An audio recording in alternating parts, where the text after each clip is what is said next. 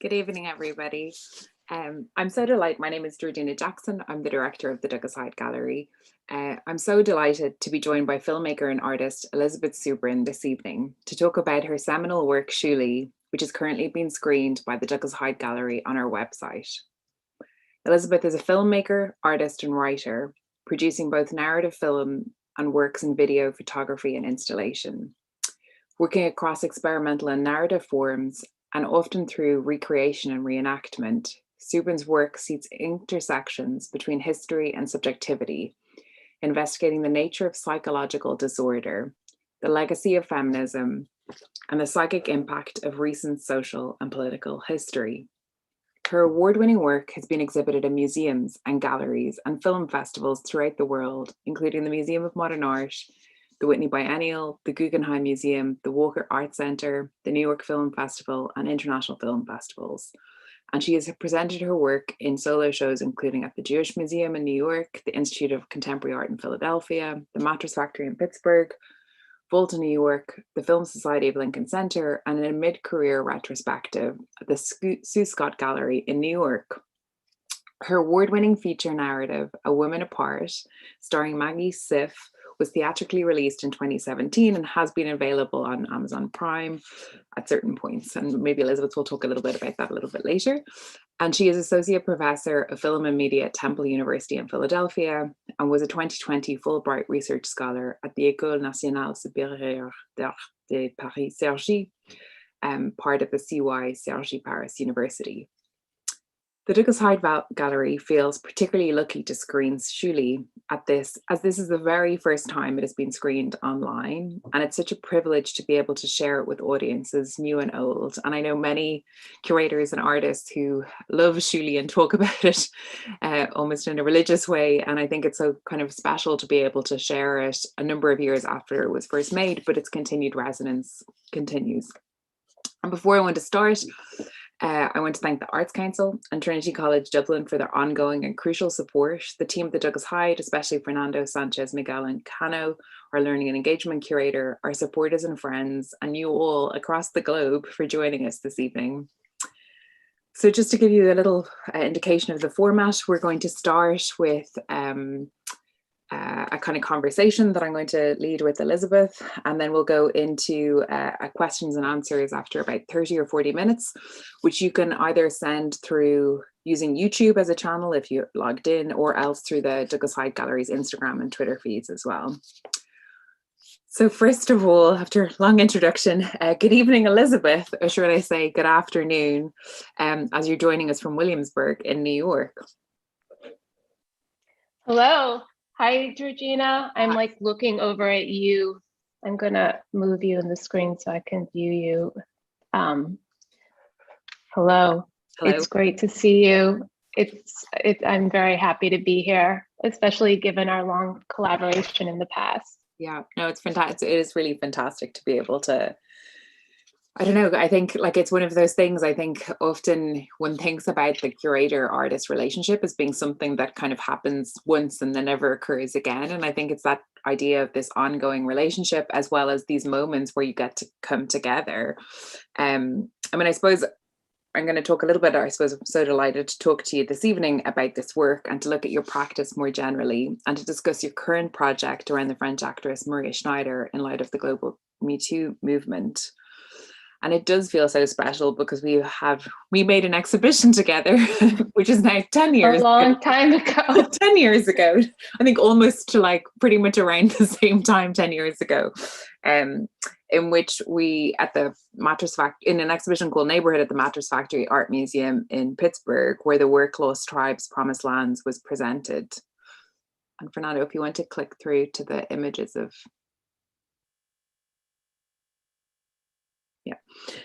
this work juxtaposed two films made in your neighborhood of Williamsburg, Brooklyn. In the days following September 11th, you took an old Bolex camera and captured the elaborate declarations of patriotism against the backdrop of lived-in spaces, local shops, apartment blocks, doorways, and street corners.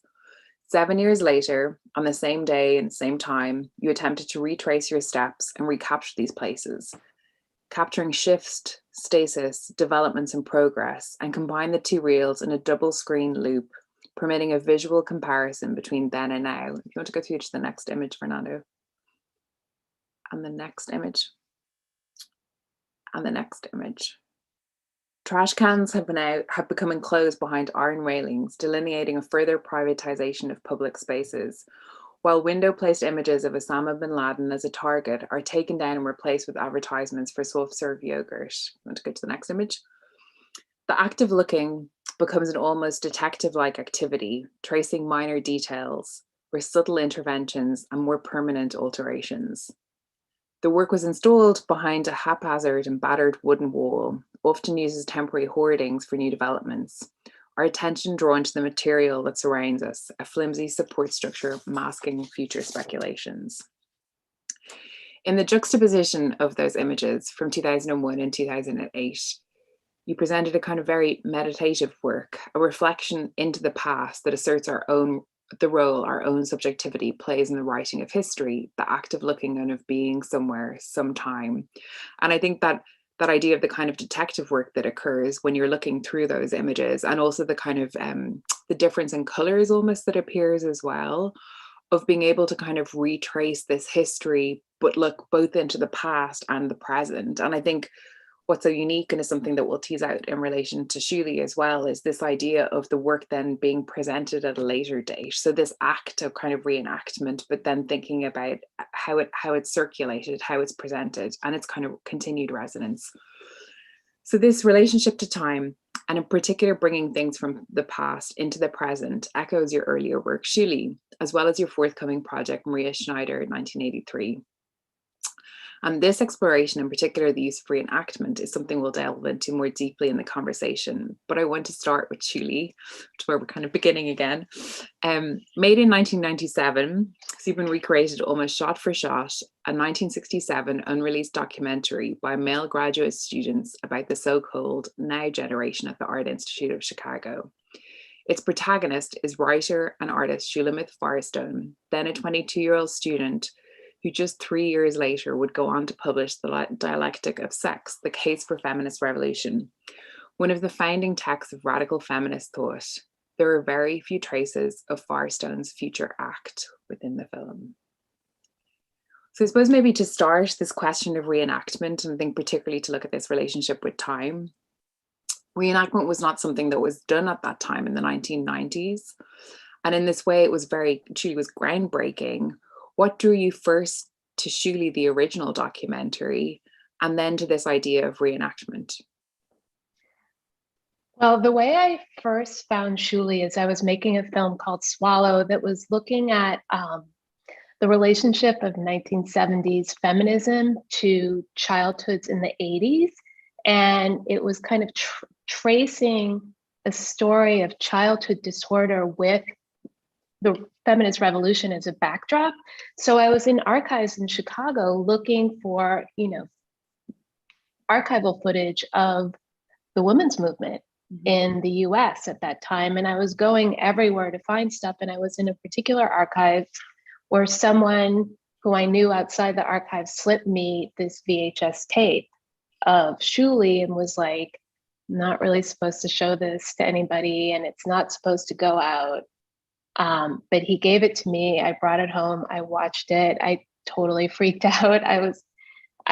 Just the time travel in the moment of watching that felt so intense, especially because I had gone to the Art Institute in the late 80s for 1 year as like a 19-year-old, and then went back there in the 90s to go to grad school, and then went and stayed and taught. So I had seen at least one, if not 1.5 generations between being a student and then having students. And I was in the physical places, many of the same physical places as the original film had been shot. And the resonance between 67 and at the time it was probably 1993 or 4 when I first saw the footage was just so intense.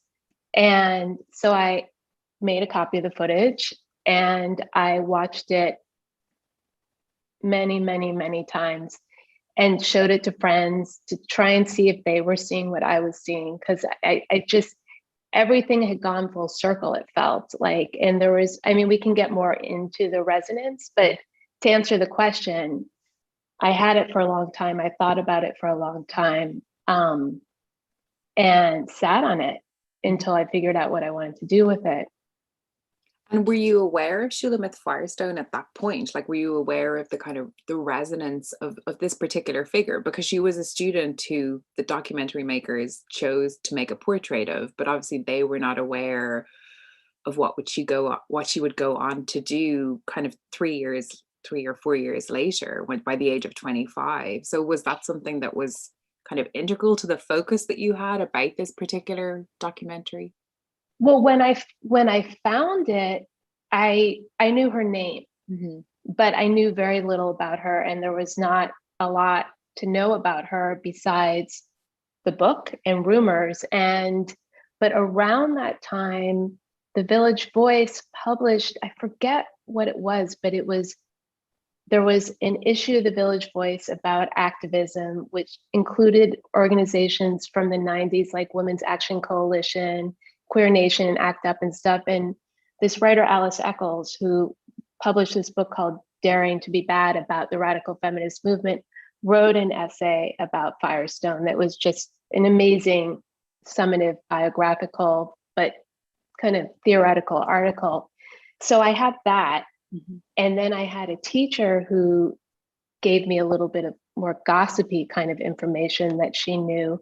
So I don't think that necessarily the whole remake would have happened had I not then gone and read The Dialectic of Sex, read all about her, did all the research. I'm not sure if the film would have happened, but in terms of the minute the tape was handed to me, I knew practically nothing about her. It's amazing. And then this process of reenactment, I know it, right, like reenactment or recreation is something that is relevant within your practice in terms of looking at a number of the different films that you have made. How did this idea, like, how did you approach thinking about this document that existed? And then from your own position as a practice, as a filmmaker, and as someone who'd previously looked at other histories and other biographies, I'm thinking particularly of the fancy with your work looking at Francesca Woodman, and in many ways looking at the traces that don't exist or do exist, and kind of how we think about these particular figures and women figures within history. How did this idea of this kind of shot for shot reenactment emerge? You know, I really have to thank my mentor, who I wrote a letter to, who I was trying to work it out. I hadn't been thinking about recreation. When I look back at Swallow, I realized I was kind of reenacting parts of my life in these little performances I did with a friend of mine playing my mother, my father, and then my best friend in these little vignettes. And I was very into periodization. And there was a lot of kind of performance, me performing a 70s character in Swallow. So I was already thinking about periodization a lot and relationships between time periods. But I wrote this letter to my mentor trying to figure out what I was going to do with this footage. Like, I didn't know if I was going to collage it into something. I used a lot of archival and Swallow. And I literally wrote a sentence about, like, I was writing about how much it meant to me. And I said something about, I want to physically be in the film. Like, I want to be there. It was always a time period that I wish that I could have experienced. I felt like I had absorbed it almost like natally, like as a baby being born and right around the time that this history began of radical social change in the US, or at least that era of it. And there was some desire I wanted to go back there. And for some reason, for me, standing in the locations where these directors had stood and recreating that moment felt like the closest I could get. And I literally just wrote in a sentence, maybe I can do this, and maybe I can do this, and maybe I should do this, and maybe it should have this. And I was like, but what I really want to do is just recreate it. And it just came out of my mouth. And I don't I don't know how I even knew that, because I hadn't really been seeing things that were about recreation, which is not to say it wasn't done, but if you think of the mid 90s and also the type of avant-garde cinema that I had absorbed as an art student, as an undergrad, and then in art school, and then video art that I had seen in that time period, there's some very important examples of recreation, but it was not, you would not go to the New York Film Festival's Views from the Avant-Garde and see anything that was recreated. It was not, there was a lot of performance, there was a lot of archival, there was a lot of image processing, there was a lot of blending of different formats, but something that was like pure recreation that did not present itself as recreation or give a kind of context where it's like, I will now recreate this thing so you can see this thing that didn't happen, was not really part of the conversation.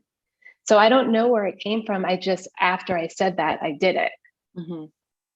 So, and it took a long time because I found my actress on the street, Mm-hmm. and I saw her, she looked like Shuli, and she disappeared, and I found her, like just wandering around, and went up to her in a cafe.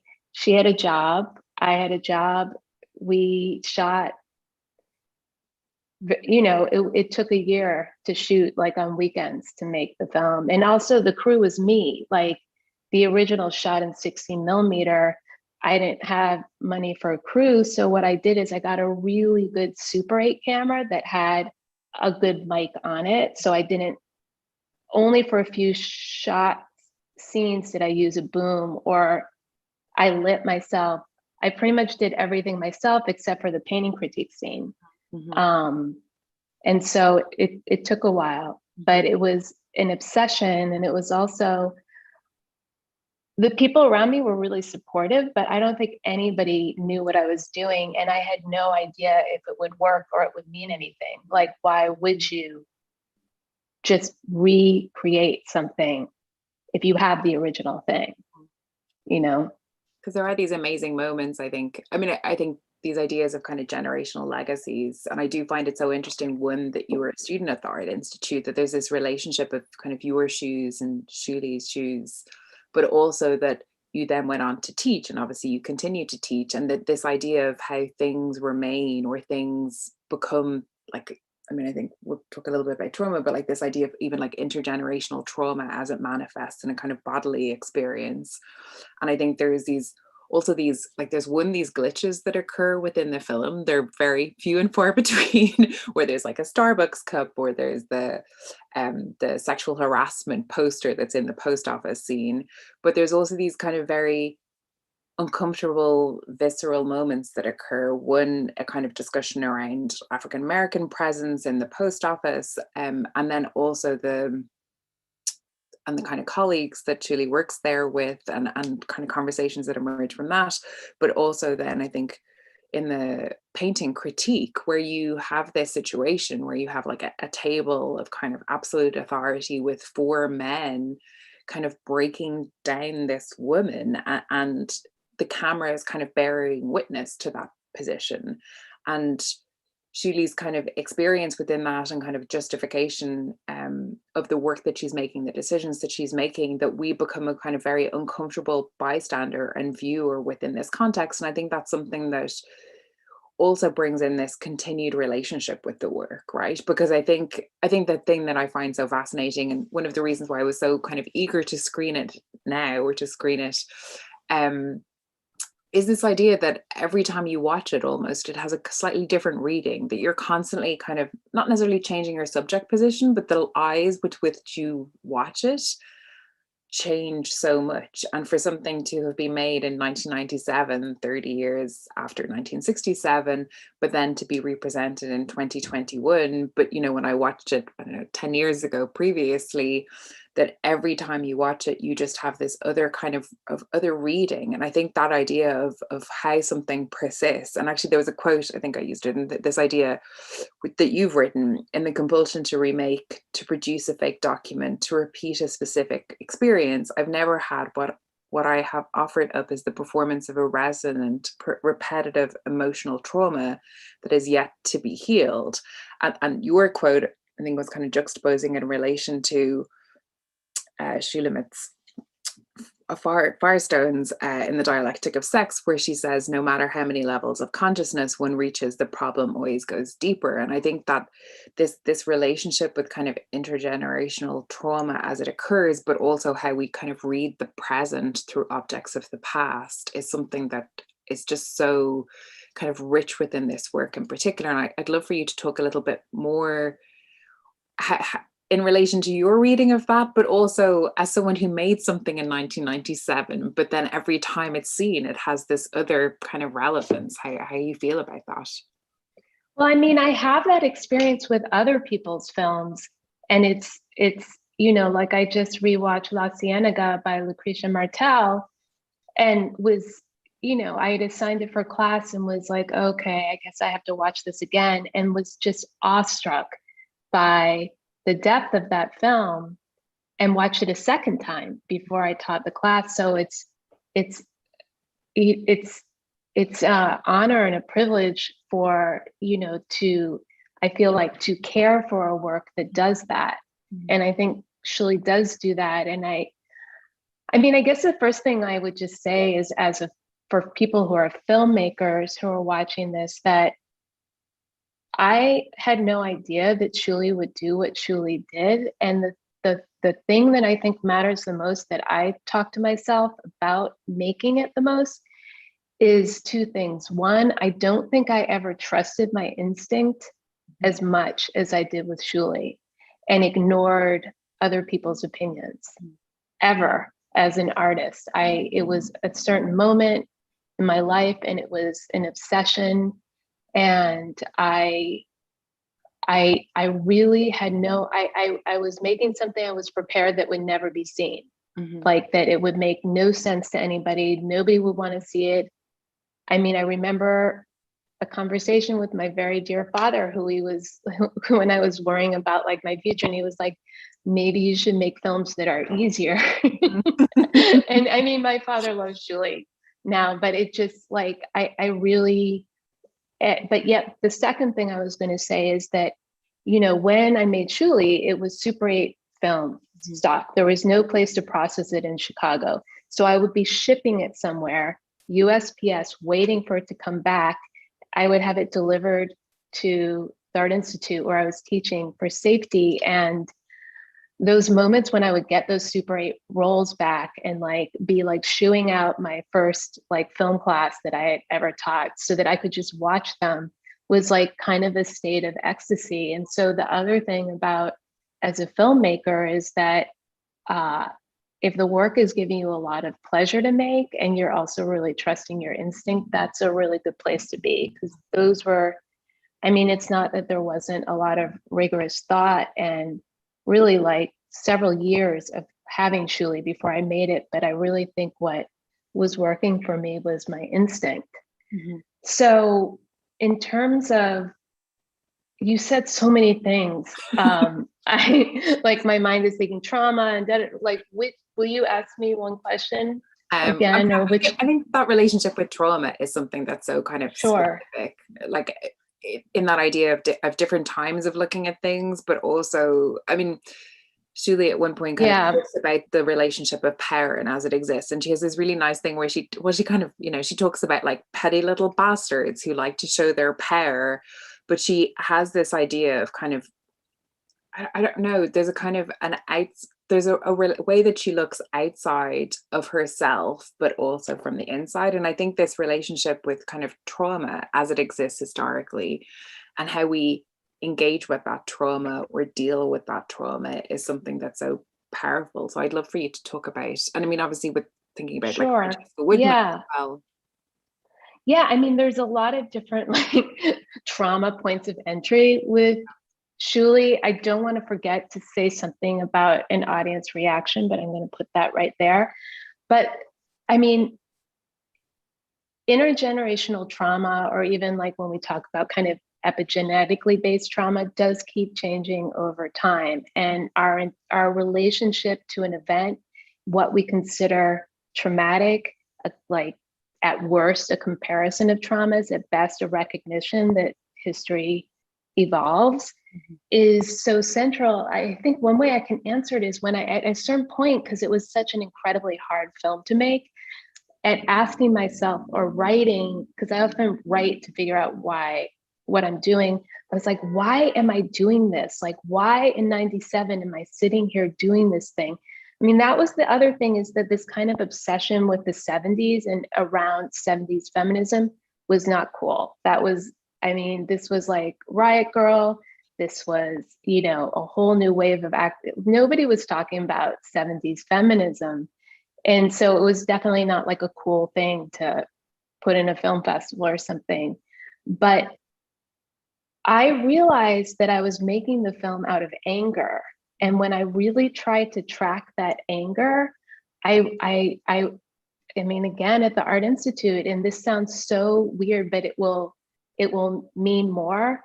I was a student on a committee to select a new faculty member, and we had this mission to diversify the department. I was just a student on a faculty committee, and of the 3 candidates, 2 were queer women of color and 1 was a white man. And the white man was hired to teach at the Art Institute. And I think that was like this kind of loss of innocence for me, where as a white woman, assuming that that we were in progress, that things were moving forward, that we could get to like 1994 or 95 with this mandate. And when I would talk in the meeting about women and feminism, the message I was getting from the faculty is like, oh, that's in the past.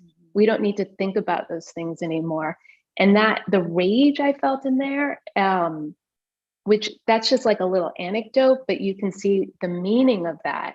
And obviously, if it's situated in this little job search, this is situated in the culture, was so infuriating to me. And so looking back at Shuli and all of her blind spots as this young white feminist and the blind spots of the culture, the film is really rage about things not changing.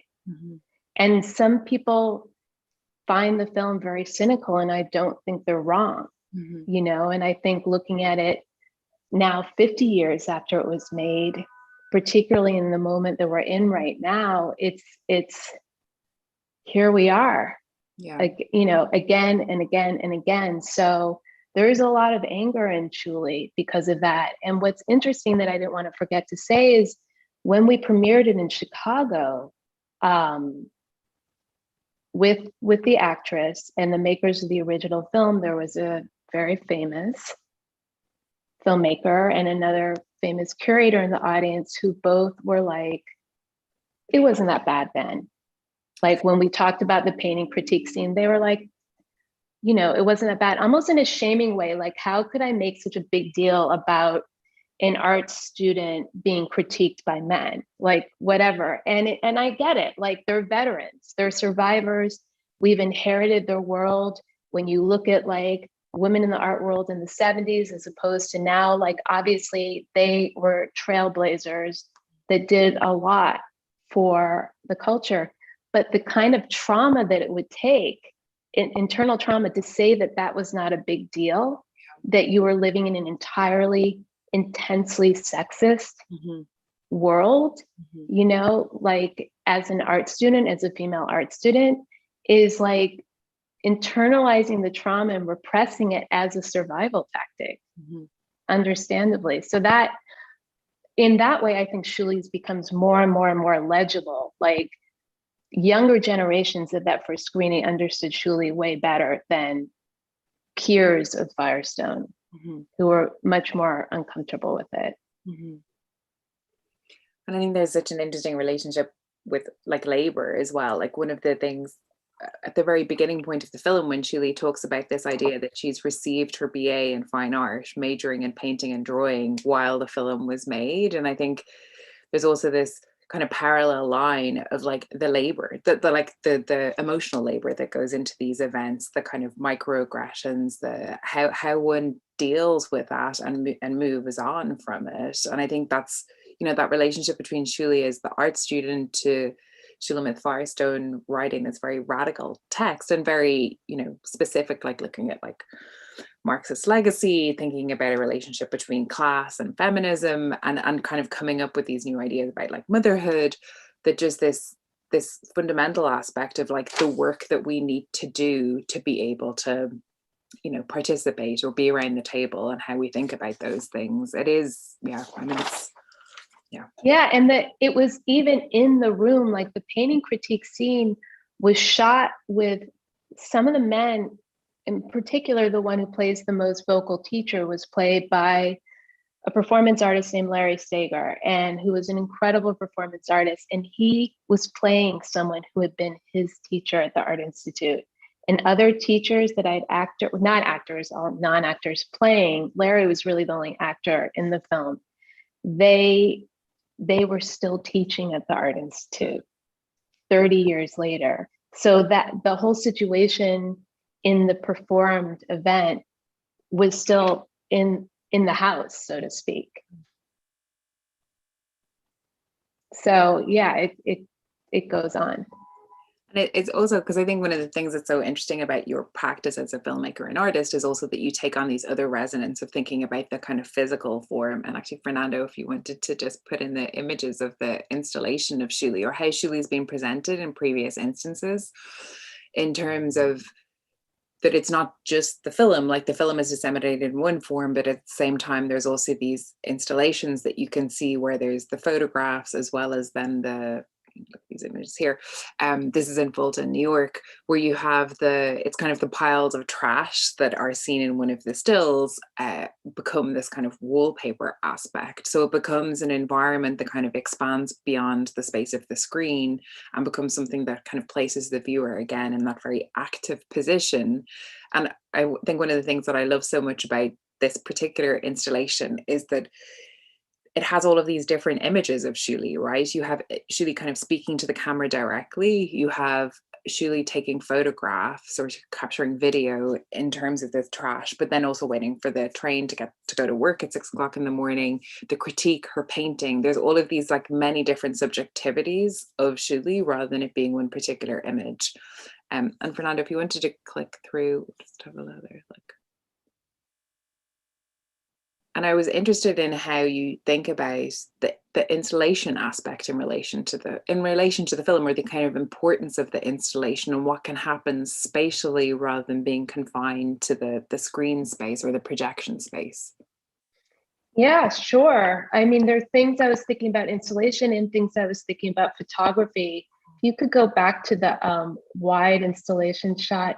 Yeah, so what the wallpaper is digital wallpaper, where we basically, there's a shot of Shuli with this trash heap behind her, and we, in the ground where you see the ground at the bottom, we physically extracted her from the shot and then reproduced the wallpaper with her having been erased. And part of it, is just like Walter Benjamin's trash heap, metaphor of history, but also the first thing I ever wrote about Shuli was called Trashing Shuli, Remnants from an Abandoned Feminist History, which just goes back to my point that we just weren't talking about 70s feminism much at the time.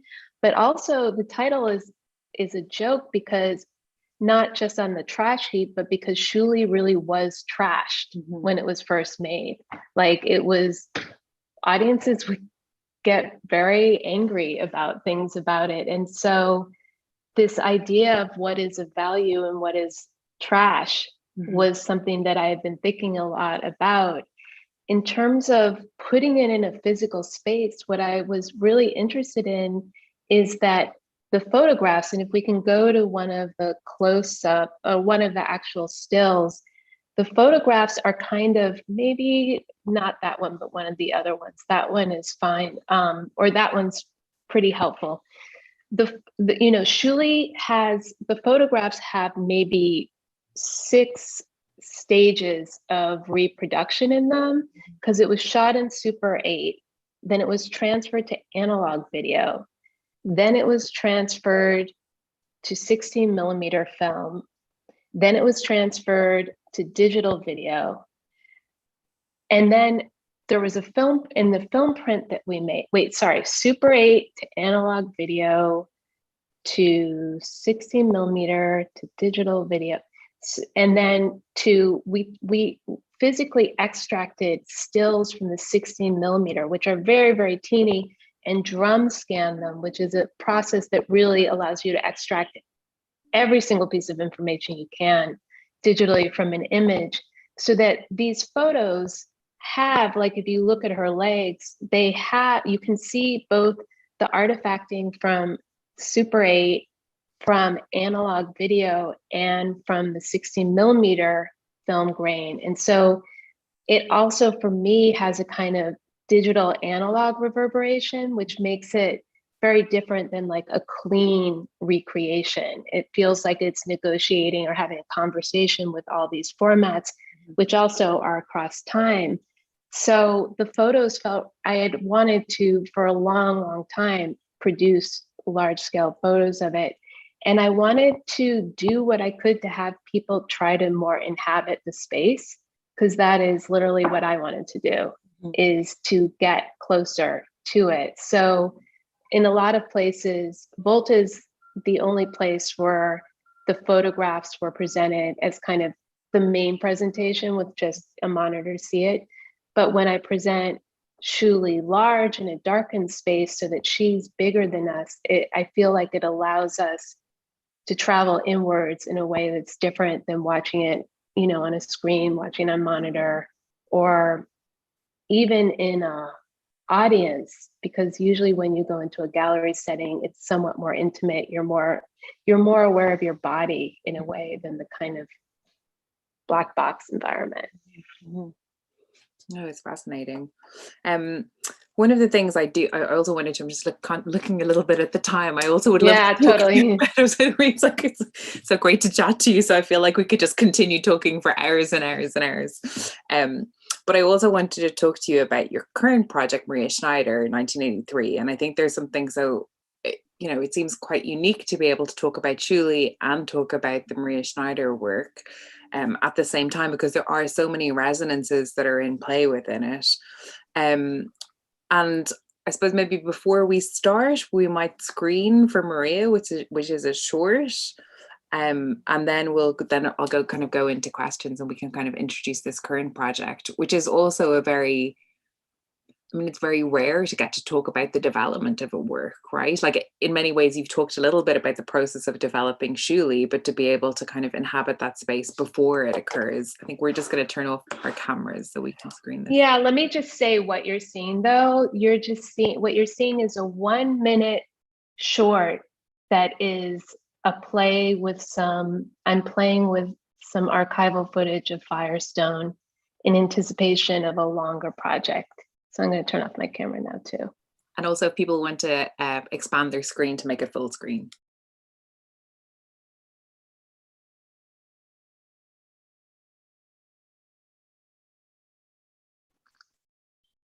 I don't know about you, I'm not hearing sound.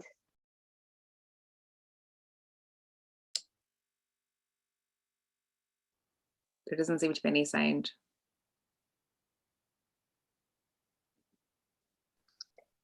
Yeah. We should pause it and try and share it again.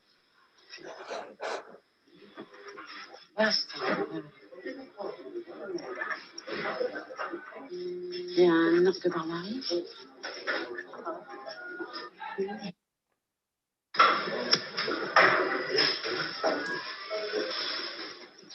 Je suis pas dédiée au cinéma. Je suis quelqu'un qui vit avant tout. C'est que comme ça que tu vas trouver. Ouais. C'est un métier très très dangereux, très.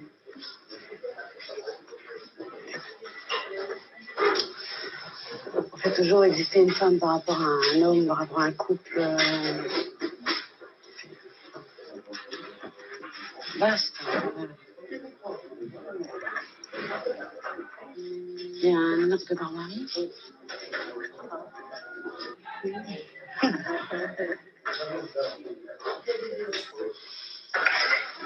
On peut en voir de l'époque.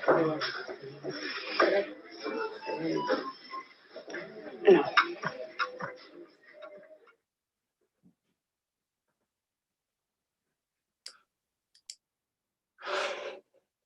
Thank you, Fernanda. Thank you. And yeah, this, what's it's probably quite a maybe not a shock, but I suppose it's very strong, like this excerpt that's taken from an interview. Maybe you want to talk to me a little bit about one, Sure. to Maria Schneider in particular as a figure, and then also I suppose this relationship between 1983 and 2020, 21. I know obviously with COVID you had to stop plan filming that was happening in Paris at the time. Yeah, if you want to talk me through that. Sure. So what you just saw is basically I took a much longer interview and extracted. It was a commission to make a 1-minute film, and I just used as an opportunity to deal with another strip of footage that I've become another interview that I've become obsessed with, which is this one, which is a much longer interview where when Maria Schneider, who.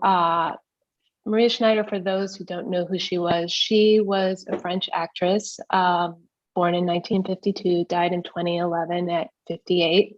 She became quite well known when she was 19 as the co-star of Last Tango in Paris with Bernardo Bertolucci's scandalous, internationally acclaimed film, where she co-starred in one of the first X-rated, like Academy Award nominated films with Marlon Brando. And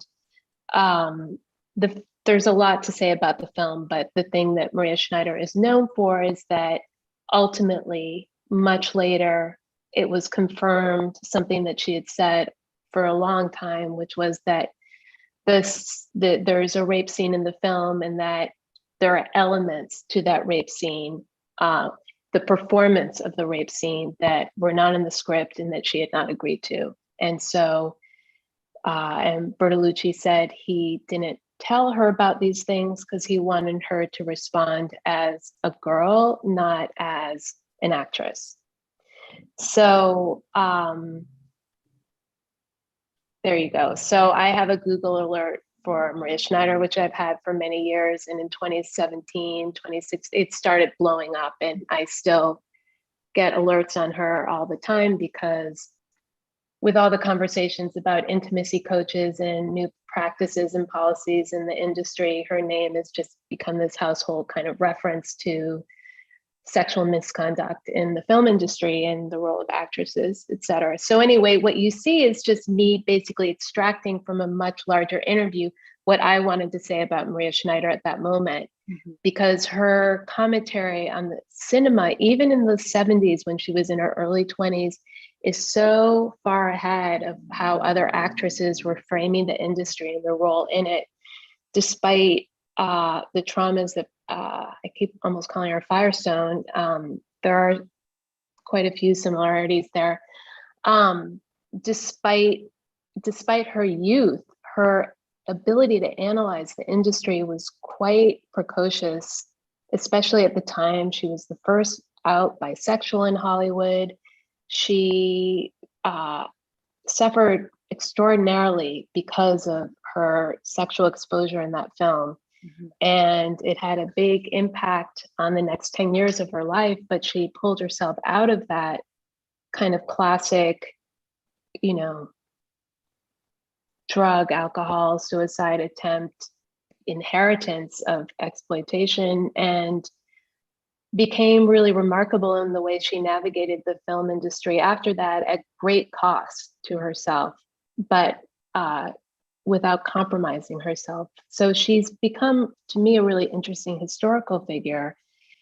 And I started researching her after I dedicated a blog that I started in 2014 called Who Cares About Actresses. I did a little more research on her, and in the back of my mind, kind of put the research over there, kind of like the Shulamith video. And just as I was working on this feature film, A Woman Apart, which is about a contemporary actress, I just kept thinking about her and did a little more research now and then. And then once I finished A Woman Apart, decided that that would be my next project, which has now become projects, because basically what I was not thinking clearly when I was like, okay, I'm going to make a film about Maria Schneider, who is not alive, who is French, which I am not, nor am I fluent in French, and I don't live in France. She hated the press. So there's very little of a paper trail for her. There's no estate and there's no dedicated archives. So that, like, what I realized over many years is kind of the insanity of this decision to do this. I was very fortunate. I found Daniela Schreier, who is an incredible translator, researcher, and the creator of an incredible international feminist film journal called Another Gaze, who's been my co-conspirator as a researcher and working with me in the archives and as a translator. And between her and another intern I had, and then these opportunities to go to France, I've been slowly trying to put together, and like you said about this paper trail about lost tribes and promised lands, this trying to put together the life of a human being when there's so little to go on. And I am humbled, I bow at the feet of biographers, because the type of labor just to get one person to talk to you is so intense. Yeah. So I am working on a short film that we were planning on shooting last summer when I was in France and had to leave early because of the pandemic. And after that, I have a feature film project that will be kind of an experimental biopic.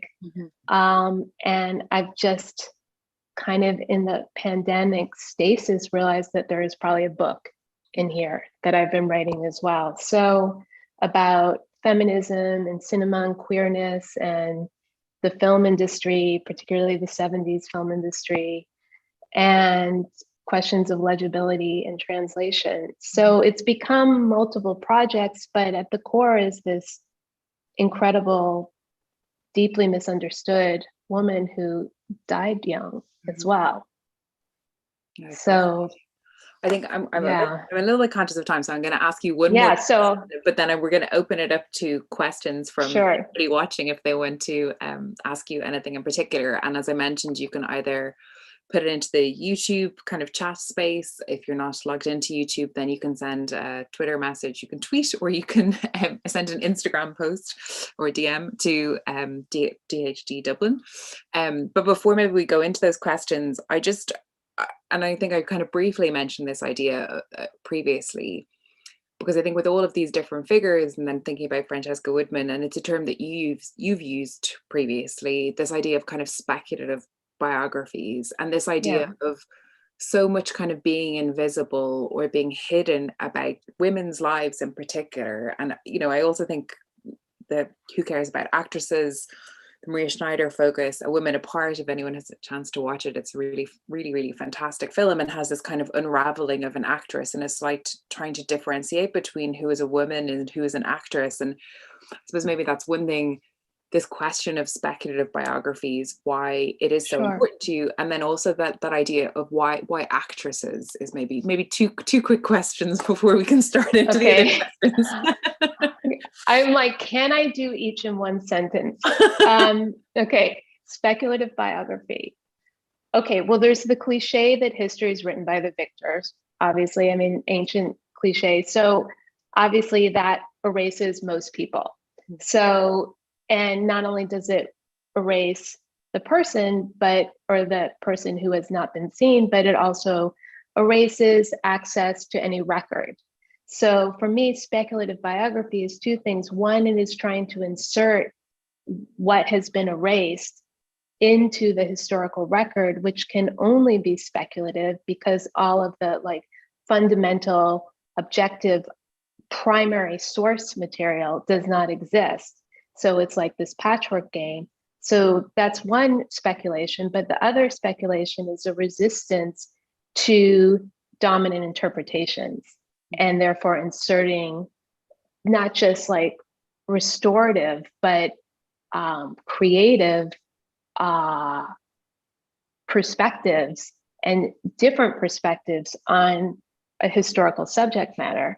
So I would say at the broadest strokes for me, that's what speculative is.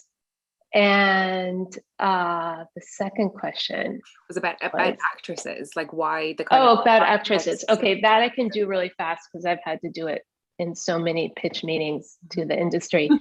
And now it, you know, post Me Too or post the new Me Too, it's a lot easier to make the case. But the reason I started a blog is when I was trying to finance a film about actresses, what I would hear from male financing and production entities was, who cares about them?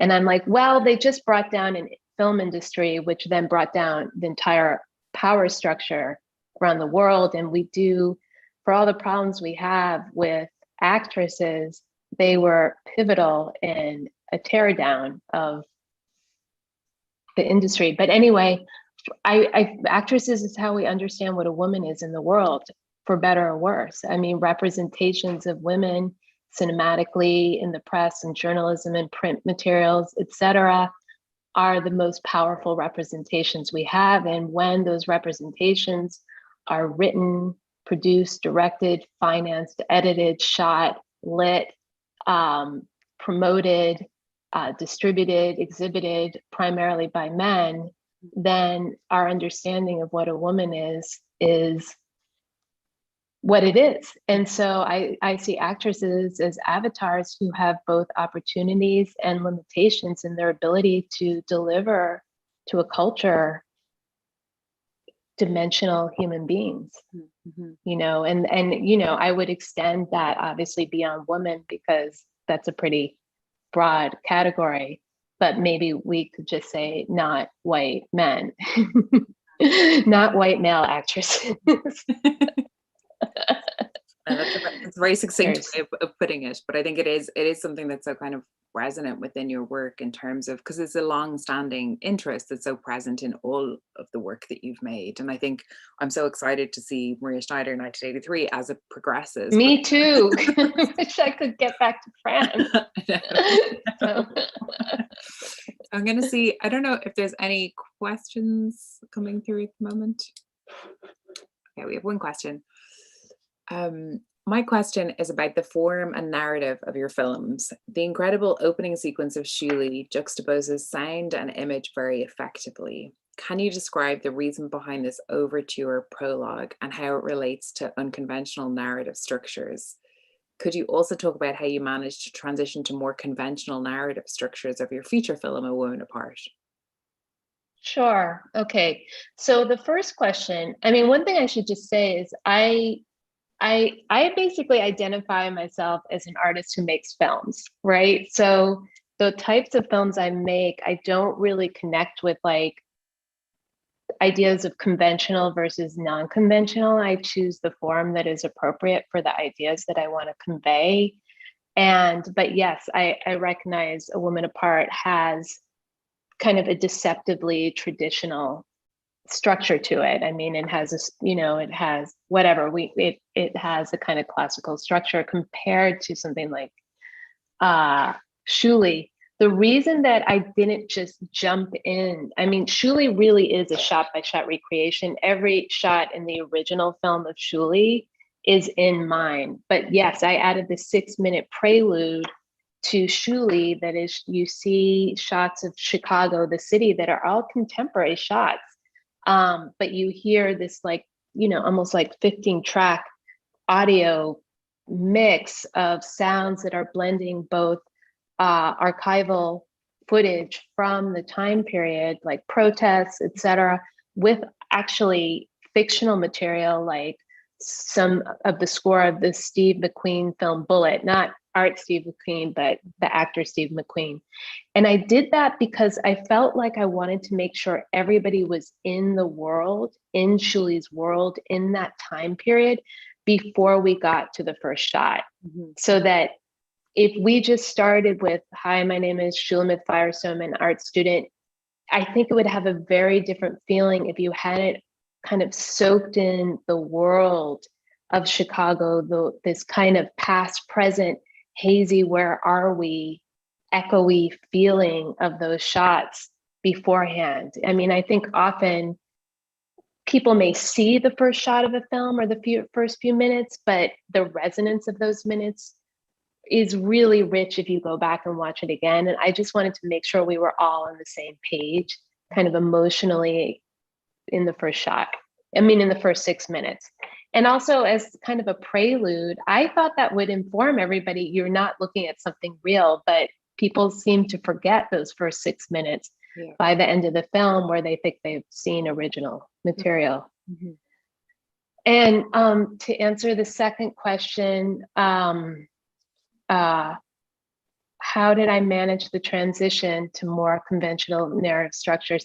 That's a long, long story. There are a lot of interviews. If you go to the Woman Apart website, you can see like probably 30 interviews of me talking about that journey. But I think at the core, I like I said, I make films based on what I had to talk about at the time and what I wanted to talk about at that point, which was the themes of A Woman Apart, which are about the actress thing, about burnout, about gentrification, about change, about trying to recreate yourself, were really appropriate. It was very hard. I didn't go to film school. I didn't study narrative film. I'd never taken a screenwriting class. I had no relationship to the industry, but I was I went to the Sundance Labs, and I have an amazing producer who knew my experimental work and believed in me. Mm-hmm. And I taught myself with a friend how to write screenplays. I had worked for a long time in another film that just, we realized was too expensive to make. Nobody was going to give somebody who made Shuli, mm-hmm. you know, a $5 million budget. Mm-hmm. So that's that. Okay. So why actresses and why not actor? When I was an actor, I refused the word because of overheard a guy call me, model, actress, whatever. Why actresses? Because exactly, because I'm talking about the stereotypes and objectification and problems of being identified as a not male actor. So that's that. And have you ever seen Fur? Do you have thoughts about that speculation? Is Fur is that the Diane Arbus biography? If it is that, and I don't know if it is, but I think it is. I saw the trailer and it didn't look interesting to me, so no, I didn't see it. More questions. There's another question from Sarah Durkin, who says, love Shuli, a great experience of time travel. Curious to hear more about how you selected what to reenact and improve on from the original Unseen film. It's literally a shot-by-shot recreation. So nothing was taken out. There is one scene, which is the big outdoor, all that footage that's outside of counter, like looks like kind of radical protests. Mm-hmm. And that was in the original film was a huge, similarly kind of countercultural by Lake Michigan event with people doing the same things, playing drums, putting on face makeup, parades, puppets, all of that. And I just got very lucky and shot the 1996 Democratic Convention was going on in Chicago at the time that I was shooting. And I shot that and put that in there. So that was a kind of great time travel as well. But it's the same film in terms of, I didn't pick and choose footage. The text that's in Shuli, the text at the very beginning and the text at the very end, was that difficult? Like, it's a very small amount of text, but it kind of acknowledges so much. I love it even in the way at the very beginning where it talks about kind of 4 students made a documentary, and then at the very end it gives their names. You realize that they're all men, and I think suppose there's such a kind of limited use of language there, but one that's very powerful. How did you make those decisions in terms of what to include? Well, the beginning was tricky because I wanted to give context, but I didn't want to say this is a fake documentary. The whole goal of the whole film was for people to question, is this the present or is the past? Mm-hmm. Because that was my question, sitting in that, faculty meeting where I'm like, what the fuck? It's like 1994 and we're going to hire this white guy to the department. Like, have we really moved forward? And so if people are watching the film and being like, this looks like the 60s, but I just saw a Starbucks cup or whatever. So the text had to be minimal enough. I literally just state the facts that this thing happened so that it's not a spoiler, but it's not a lie. And then at the end, once they've seen it, I wanted to give more context for who Shulamith Firestone was. So that was kind of the difference. And so one is kind of sending us forward, and then the other, I'm hoping, will make you go back and reflect on, like, were there any clues in what she was saying that could explain that she was writing this brilliant book at like 24 years old, 23, 24? Where are the hints of that in the footage? No, which is so true. And it is, I know I'm a little bit conscious of time, so we might kind of finish there, but I think it's also something that is so special, I think, about being able to screen it online. And for those of you who haven't watched it yet, the film is online at the DouglasHydeGallery.com until the 29th of April. But just that the capacity to watch it again, right? Because I think that's one of the things about if you go to a screening of it or you watch it in a kind of more enclosed part, there's not that capacity to watch it again and again. And I think that process of repetition is really quite something, because I think every time you watch it, you see something slightly different. And I think, yeah, it's an absolute joy. And thank you so much, Elizabeth. It's been a really fantastic conversation. And thank you for taking time out of your very busy schedule and being able to just reflect on these incredibly important ideas and your fantastic work. Thank you. Well, it's been a total pleasure. I love always talking to you. I wanted to say a few things. One thing is that Shuli is people describe it as rare, but it has been in distribution this whole time, except for 2 years when I took it out of distribution. But Video Data Bank, vdb.org, is the video art distributor where you can access it for educational rentals and purchases. A Woman Apart was on Netflix and Showtime, which just in North America. Right now, we are negotiating, or we're working on an international streaming release. So that should be forthcoming, hopefully, for definitely English-speaking territories and hopefully France and other countries as well. And you can also go to my website or awomanapart.com to see the trailer of A Woman Apart, or to see stuff about my other work. Great. Thank you so much. And stay tuned. Thank you so much, Georgina. Thank you. Thank you, everybody, for joining. Thanks, everybody. Thank you. All right. Have a great evening, afternoon. Bye.